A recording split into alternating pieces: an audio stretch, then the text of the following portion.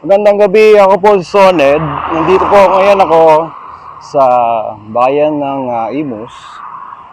Nakikita nyo ang kalsada sa likod ko. Ito ay patag ngayon, maliwanag at maraming ilaw. Dati lubak-lubak ito. Pero sabi ko, kapag naging patag ito, bibili na ako ng scooter, hindi na yung motor na pamprobinsya. Kaya lang iba yung nabili namin. Ito na, isang Wigo. Ito po ang review ng Wigo ng 2 taon. Kulay dilaw pa. Yapapay, pichapay. Sa gabi nagra-ride, sa gabi nagpa-vlog. Yeah, yapapay, pichapay.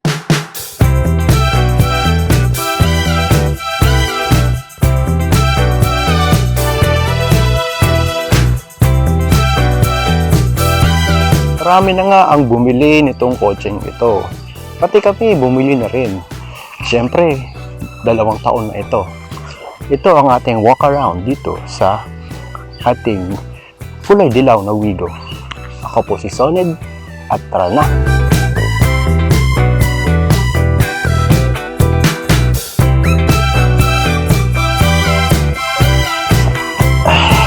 Ito ang ating walk around dito sa ating 2 years na Toyota Wigo.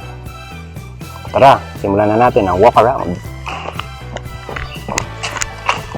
Ayan na, tapos na ang ating walk around, pero tingnan na muna natin yung mga kanyang mga naging gas-gas, kanyang mga naging accessories, at kung ano-ano pang nangyari dito sa 2 taon na kotse na ito. Tara na!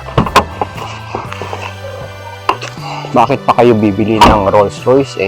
Toyota Wigo lang. May libre ng payong katulad nito. Ang ganda, di ba? May libreng payong din. Ito ang ating walk around dito sa ating Toyota Wigo na year 2024 pa. 2 taon na ang kanyang tinagal sa atin at syempre dati tinitingnan natin kung nasaan ang kanyang mga logo katulad dito, dito. Kasama ba to dito? Pero sa ngayon, ang tinitingnan natin ay ang kanyang mga gas-gas na maliliit katulad dito. Dito din, dito din, dito. Okay, syempre, malapad-lapad po ang windshield niya dito sa harapan. At syempre, galit pa rin yung mukha niya, hindi naman nagbago throughout the second year niya. At syempre, kinalawang na yun nandito. Ganun pa rin ka-bright ang kanyang ilaw kahit hanggang gabi. At syempre dito sa gilid, ganun pa rin ang kwarta niya. Maraming mga sharp edges din. Kulay dilaw pa rin. At paborito rin ng mga aso. Ganun pa rin kanyang tires. Syempre hindi pa rin natin na-upgrade. Naka pa rin siya. Naka 14-inch tires and rims. Magaang, maganda. At ingat sa lubak. Yan po, kanyang likod. Ang kanyang likod ay syempre ganun pa rin. Maganda ang kanyang mga symmetrical lines. Parang 80s na likod niya. Though modern yung nasa nasa harapan. Parang spaceship at robotic. Pero sa likod parang familiar din. Parang Kia, ganun pa rin. Yan, syempre okay pa rin yung ating wiper. Ilagyan po natin ng sticker para kunyari third brake light, antenna, washer sa wiper, at yung ating conduction sticker na medyo nagka-crack na sa tagal ng panahon. At syempre Toyota, paki-improve naman po ang inyong mga tint kasi ganyan po ang nangyayari, nagbabubbles. Wala po kaming ginagawa dyan throughout the 2 years. Umumbok na ganyan. Syempre dito sa kabilang side, wala naman problema, okay na okay lang. At syempre natalsikan ng mga pintura. Dahil may pintura sa aming gate, natalsikan ng pintura ng konti. Kaya ingat po kayo. Pintura, welding, at mga construction, tatanggalin nyo ang kotse ninyo. Lalong-lalo na kulay dilaw ito. Especially sa mga bright colors na kotse. Ito po ang ating walk around sa labas ng ating 2 years na Toyota Wigo. Ako po si Soned, magandang umaga. Tulog na tayo ulit. Marami rin itong mga naiiputan ng mga ibon lagi at dinadapuan ng mga insekto. Yan po ang paborito niya kasi nilang kulay, na kulay dilaw, kasi para siyang flower. Ito na, pang Halloween. Pang Halloween talaga to. Nakakatakot to. Ito pa rin ang aking medyo reklamo. Maliit ang kanyang side mirror at hindi gumagalaw-galaw ng maayos kasi siya ay budget side mirror lamang para dito sa E-variant na ito. Okay? Tara, dito naman tayo sa loob. Tingnan naman natin ang ating hatchback. Sa hatchback na ito po ang nangyari. Marami pong nakalagay. At syempre, tingnan nyo ang mga nangyari. Syempre, ganun pa rin yung pinakita ko kanina. Yung tint. Ganyan. Umuumbok-umbok na. Medyo nagkaroon ng mga stain na doon sa ating mga lining. Hanggang dito dahil sa mga dumi-dumi. Siyempre, punong-puno na ng gamit ng konti. May mga iuukay-ukay, yung salakot ko, bag, cooler, at mga paraphernalia sa panlilinis. Yung ating spare tire nandito pa rin sa loob. Siyempre, nandyan pa rin. Hindi pa rin siya nagamit. Okay? Tayong! Ayan, okay? Ganyan yan. Ganyan yan sa kaguluhan kahit pa paano. Pero kasya pa rin yung mga grocery. Yan, ito natatumble down pa rin. Working perfectly. Huwag na natin kasi masyadong hassle sa baso. Okay? Tara na. Disclaimer lang po, ang mga nakikita nyo ay isang ownership view lang. Hindi po kami expert. At syempre, kami ay consumer lang. Naglalagay lang kami ng mga opinion namin minsan dahil sa paggamit ng ganitong kotse. Dito naman tayo sa likod ng Toyota Wigo na to. Siyempre, ganun pa rin. 2 taon, komportable ang mga pasahero sa likod. At siyempre, ganito ang nangyayari kapag POV natin. Yan, ganyan yung tuhod. Ito, ganito kaano yung bata. Pag nakakapupo, yan, pag bata. Kapag matanda, ganito. Ganyan siya. Ganyan ako. Ganyan ang itsura ko pag matanda. Komportable at yung driving position ko at yung passenger position sa height ko na 5'5". Tatlo po pwedeng makupo ng komportable. Hindi po kagaya ng dating Wigo. Ito ay masikip-sikip. Ito po, maluwag-luwag. Kahit sa headroom, maluwag-luwag siya para sa akin, sa height ko. At syempre, wala naman tayong binago. Ganyan pa rin yung mga headrest niya. Ganyan pa rin. At syempre, may mga unan-unan katulad nito. Seatbelt, ganun pa rin. Wala tayong binago. Wala tayong unless na may mga ganitong mga panghanda sa ulan. Mga hats, mga headgear. Ayan. May mga hawakan. Ganun pa rin. Ang ilaw na andito na pwedeng paglaruan. Pero wag pa paglaruan during nighttime kasi nakaka-distract sa driver po ito. Siyempre, ganito pa rin mga controls niya dito. Yung doorknob, lock. Meron siyang lalagyanan at kahit pa paano hawakan ito. Yung ilaw. And siyempre, itong cup holders natin or bottle holders. Pwede kayong magsuksok pero maliliit lamang. Tingnan natin ang ating bottle, ganyan, water bottle. Pero hindi siya kasya talaga. Kahit itong medyo small na pambata din, hindi rin siya kasya.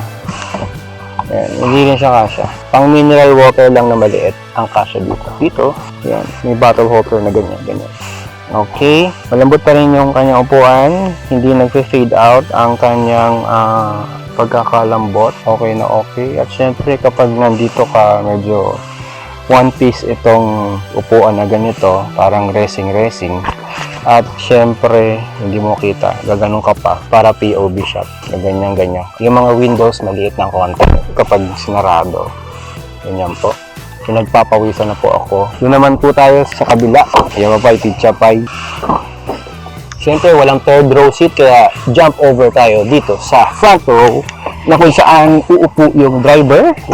Sasara yung pinto at nasaan yung susi ko. Nasa bulsak po ang susi ko. Parang ganito. Ito po ang kanyang susi. Simpleng-simple. Lock, unlock lang at disuksok. Parang ganito. Ganyan. Dahil nandito na tayo sa loob at makikita ninyo na pwede dito lang po ang lock nito. Ganyan. Wala po siyang push button na lock. Push button yung mga window na gumaganyan-ganyan, up and down, pati ganun din. May mga controls din dito doon. Ito po ang point of view nitong Toyota Wigo at i-on natin ang aircon. At syempre may mga physical buttons. Gusto ko yan, physical buttons. Ito po ang nangyari sa mga sa unahan na ito ng Toyota Wigo. Ganun pa rin ang ganyang itsura. Though merong mga tayong nakikitang mga sabit-sabit, katulad ng ating rosary, always pray before taking a trip. Yung rear view mirror natin na nakikita ang kapiranggot na bintana sa likod. Siyempre, kita nyo na kanina ang itong ilaw natin na light bulb. Siyempre, ulit-ulit, light bulb. Nakakatulong din kahit papano. Ito po ay microphone ng Bluetooth speaker na sa last video natin, natalakay natin ito kung saan to nahahanap. At last, nahanap po natin ang microphone ng Bluetooth speaker. May mga sun visor, dalawa. Ito walang mirror. Ito ay merong mirror at may warning na airbag dahil meron ditong airbag talaga. So for your safety kapag nabangga ka, na sudden brakes or may bumangga sa harapan mo, magdi-deploy ang kanyang mga airbags dito. Pati dito may airbags po. Ayan. Dahil ito, manibela naman ito, ay medyo nag-fade out. Tingnan natin yung ilaw dito. Yan, nag-fade out na po ang mga color silver na ganito sa manibela na ito. Ganyan po ang itsura niya. Yan, ang instrument cluster niya, meron pa rin tayong tachometer na parang binubrum-brum mo. Yun. Tapos, meron siyang speedometer na ganito. Okay, ito po ang point of view ng driver. Siyempre, ang nirereklamo natin ay ito ay blind side. Kung merong tatawid na pedestrian dito at gumanon, wala na. Hindi mo na nakita sa side mirror, hindi mo na siya nakita in a 2-second interval at nandyan na siya. Bulaga, masasagasaan mo siya, kaya ingat kayo. So, medyo sisipatin mo ng ganon, sisipatin mo ng ganyan. Siyempre, nakasakay na rin si Ernie para sa atin, Ernie. Then, meron po siyang tinatago dito na pabango. Baka naman, naka-sponsor ng pabango dito. Dahil nababahuan na kami sa kay Ernie at hindi naliligo. Siyempre, hindi natin alam kung anong character ito. Basta, nandyan lang siya. Si Bibi. Ayan, may Bibi po tayo. Puro yelo po kakabit natin dito. Kasama si Pikachu. Kung saan nakatingin ng malayo. Ayan. At meron tayong cellphone holder na talagang nakabolt dito sa ating control console. Customized po yan, binutasan po natin. Check out sa video niyan para sa installation sa ibang mga video natin na na-upload earlier. Dito naman sa passenger side, ang passenger lagi natin ay isang mga cute-cute na bata at pusuan ninyo. Okay, tapos dito may globe compartment na marami pong anik-anik na rin throughout the years. 2 years na po ang nangyayari dito at syempre naka-fade out na rin yung mga natin, mga carpet. Okay? Syempre may logo po yung carpet natin, tingnan nyo. Logo ng Wigo. Okay? Dito medyo naka-fade out yung kanyang carpet kasi dito nakatapak yung ating mga paalagi. So, ayan po ang ating walk around dito sa Toyota Wigo para sa front view or front row seats, driver and passenger sides sa unahan. Siyempre sa center console natin, marami tayong mga makakalikot pero limited lang compare sa iba. Radyo lang, yung Bluetooth audio, USB, ito nakakabit, ganyan. Tagalin natin para makita ninyo. Puno ng music, kung anong gusto nyo, yan, kasaksak nyo lang, tapos pipindutin nyo lang itong USB. Pero walang Apple CarPlay or Android Auto, then hanggang ganun lang siya. Yan, hazard, meron tayong phone holder na kinabit na natin, in-order natin sa Lazada. Yan, mas maraming anik-anik dito sa harap. Siyempre, ako yung nagkakalikot. Siyempre, going here, marami pang mga hindi mo maintindihan mga wire, kasi ito po yung lighter socket na nilagyan natin ng charger ng CCTV dito. And especially CCTV natin, dashcam camera natin. Yan po yung itsura ng dashcam camera. Yan.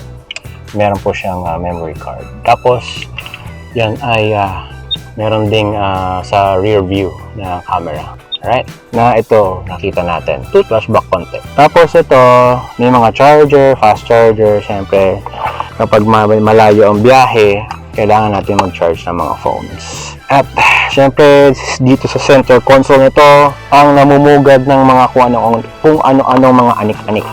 Not just like sa ibang mga kotse throughout the years. Okay? Kapag tumatagal, marami. Minsan nakakalimutan mo na yung mga naandyan talaga. Mga barya, ito mga ilaw-ilaw natin during the night time. Importante rin yan kasi kung sakaling masiraan ka. At syempre, mga water bottle namin kasi may mga lalagyanan din. Minsan may coffee pa dyan, tatatapon yung coffee. Ay, kung magkatalaga. At mahirap din sungkutin at linisin. Tapos ito, yung ating shifter ng meron tayong park drive, lahat ng kumpleto.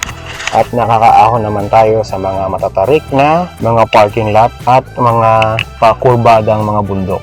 Pero hindi pa natin na-try kung sa Baguio ito makakaakyat. Pero mukha namang makakaakyat. Depende lang talaga sa driver.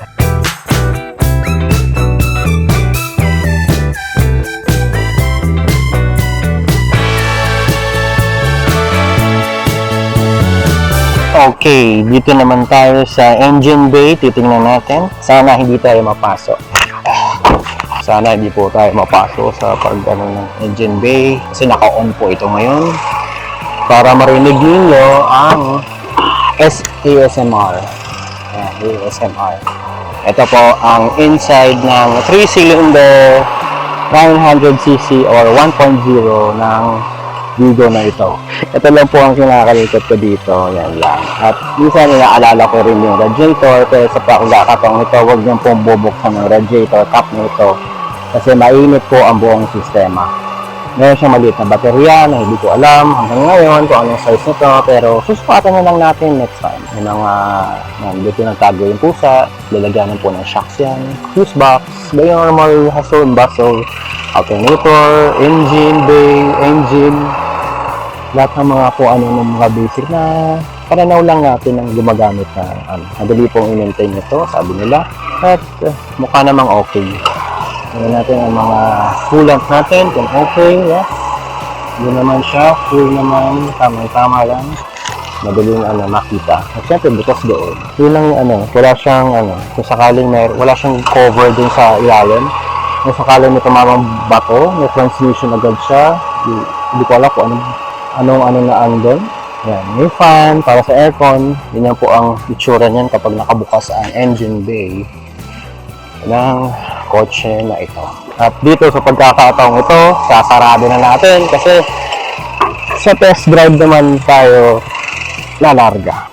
Okay, we're starting up sa driving experience na tong Wigo at ang mga na-experience ko dati before then ito. Sa 2 years na review at ownership na tong Wigo na ito, makalog pa rin kasi maliliit lang yung gulong, unang-una. Sa pagkakamaliksi nito or super agile nito, madaling isiksik, madaling ma-taken for granted mo na talagang para lang siyang laruan at go-kart. Sobrang gaang at mabilis mag-iba ang direksyon kasi magaang siya, madaling i-steer, bagay na bagay dito sa mga maliliit na kalsada katulad nito. Yan, takip. Marami nakapark in between maliliit na kalsada na dito. Madali rin siyang i-park kasi maliit siya, kasya sa kahit anong parking. Yung mga medyo sa mga Manila na parking, sa mga SUV na sobrang laki, hindi na sila nakaka ng pintuan. Pero dito, okay pa kasi manipis nga lang na kotse to kahit pa paano. Pero sabi nila at nakita ko rin, medyo malapad-lapad ito compare sa dating Wigo.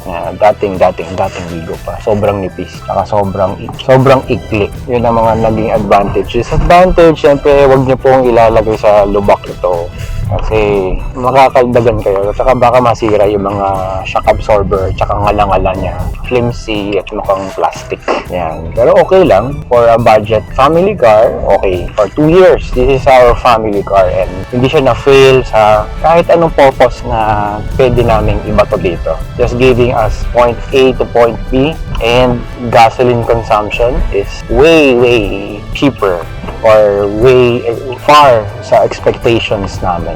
Parang meron ka lang tricycle talaga din. Say 900cc lang talaga. Sa highway driving, medyo nakakatakot. Kapag umaabot kayo ng 120, pero sino naman sigurong wala sa wisyo ang tumatakbo lagi sa 120 kasi nag-overtake may purpose naman .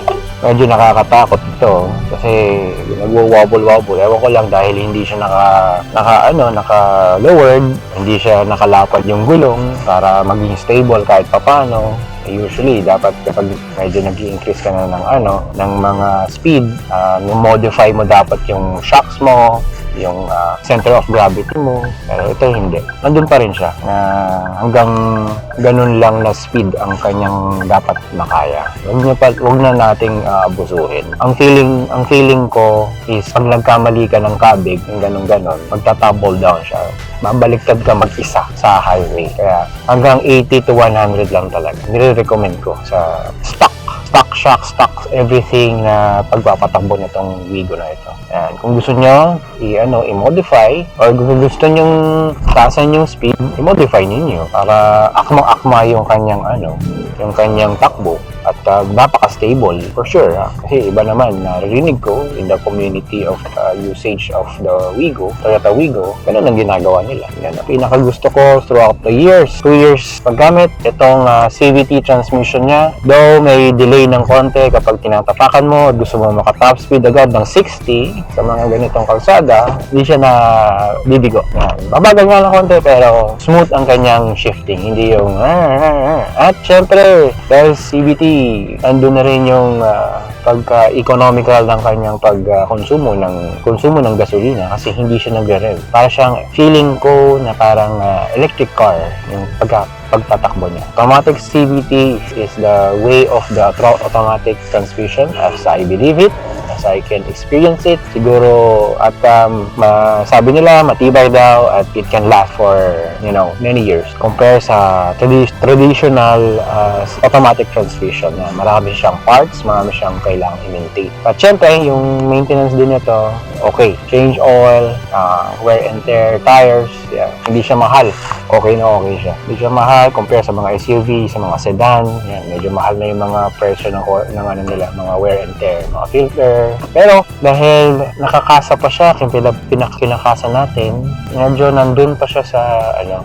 kailangan dun kami ng 2 years pa lang Yan. So going to 3 years, hanggang 3 years pa kami magtitiis na hanggang kahit pa paano doon. Konting comment lang tungkol sa oil na ginagamit ng Toyota. Medyo maingay pag medyo nandun na sa a little bit of miles and months, though it is only mineral oil, pero feeling ko hindi siya yung optimal. Tapos medyo maingay. Taunang linggo, unang buwan, okay. Pero pag tumatagal yun, medyo umaano na siya. Medyo gumaganon-ganon na siya. Masyadong maingay na siya. Tsaka yung hagod, yung takbo, medyo magaspang. Kaya gusto ko magpalit ng oil, pero sabi ng Toyota, hindi daw pwedeng magpalit or magdala ng sariling oil doon. Kaya taste muna kami kahit pa paano. Sa ngayon. Pero next time, nakakapili na ako ng magandang oil para dito. At magte-testing tayo ng mga oil na nararapat sa kanya. Pag drive sa gabi, okay yung visibility kasi LED yung lights nito. Walang problema. It's built for city driving. Huwag nyo lang dadalhin lagi sa off-road at camping na to. Marami ring blind spots sa itong kotse na ito. Nakita nyo nga dito na sa gilid. At yung nasa likod na hatchback niya. So far sa performance niya, sa andar niya, sa akyatan niya, hindi natin maiwasan yung matatarik na mga parking. Malakas ang kanyang Wigo. Wigo sa pagbaling ng kanyang mga gulong sa harapan. At syempre, ito gusto ko yung kanyang reverse radar sound na gumaganyan-ganyan. Hanggang doon na. Salamat sa ating cameraman. Eden, cameraman. Yay! Lagot tayo, may mga aso. Always wear your seatbelt. Siyempre sa likod meron ding dashcam, CCTV. Yan, nakadikit ngayon dito sa likod. Nakadikit siya, ganyan siya. Niliga ko ng mga magic tape. Ilang beses na natatanggal tsaka tumubingi. Pero okay lang, huwag lang matabig kapag nagpapacar wash sila. For 2 years, okay naman siya. Simple lang yung mga features, kahit pa paano. Alam niyo naman, kapag budget, lahat ng features, simple lang. Basta makamaneho ka lang. Wala siyang mga ano. Pero maganda lang sa akin yung tumutut-tut yung may reverse sound siya. Radar. Side mirror, hindi gumagalaw. Talagang pang ano lang talaga. Pang point A to point B. Madaling i-maneuver. Madaling iwas-iwas. Hindi masyadong maselan. Madaling i-maintain throughout the years. And sana tumagal-tagal pa. And reliable naman ang brand na ito na Toyota Wigo sa Toyota. Yan. Huwag lang kayo talagang tatabi sa mga truck. Huwag niyong bibilisan masyado. Tiyak, ma-encounter niyo ang aksidente. Tsaka syempre sa mga motor, the usual normal hustle-bustle, mga kamote rider sa tabi mo, putputan nyo na lang. Katulad itong mga truck na ganito din. Yan, medyo alalay lang kayo talaga kasi mapipisa kayo nito. Yung mga sumisingit bigla ng mga motor, yan, mga takaw aksidente talaga tayo. Kahit anong dalang sasakyan nyo na yan. Tsaka syempre, nagpa-undercoat tayo. No? And still holding on yung undercoat natin. Pero kailangan linisin ng mga every 3 or to 4 months ang ilalim ninyo. Yan. May undercoat po yan. Yan po yung mga napagawa natin ng 2 taon. Medyo kumapal na yung putik sa undercoat. Okay? May aso. Ito na ang mga truck. Yan. Dati, akala natin sila ang nakakasira sa ating mga kalsada. Dati, akala natin, dahil mabibigat sila, nakakabiyak talaga sila ng mga sementong kalsada. Hindi natin alam na nakakaya dapat ng mga kalsada natin ang mga ganong mga truck. Hindi dahil sila yung nakakasira. Dahil yung mga tinatayong kalsada natin ay substandard. Ibig sabihin, tinipid ang semento, hindi hinaluan ng matigas na kung ano man yan, at wala lang, basta nagkaroon lang ng semento, bato, monumento. Wala pa nga minsan grabe. Kailangang high quality ang mga kalsada natin.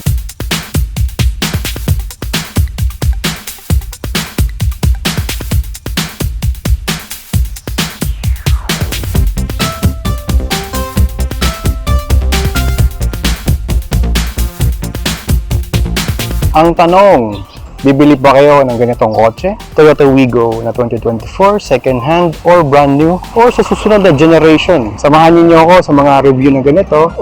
Sadyang maganda lang tingnan kapag ganitong katarik ang araw at kulay yellow kasi. Ako po sa sunod, sana nagustuhan ninyo ang ganitong family car na pangsimula. Maliit, matipid, pero hindi pang off-road, tsaka hindi malalagay ang buong angkan ninyo. Ako po sa sunod, gandang gabi, gandang umaga, hanggang sa susunod na review ng mga second hand or brand new na kotse na ganito. Kaya, paalam!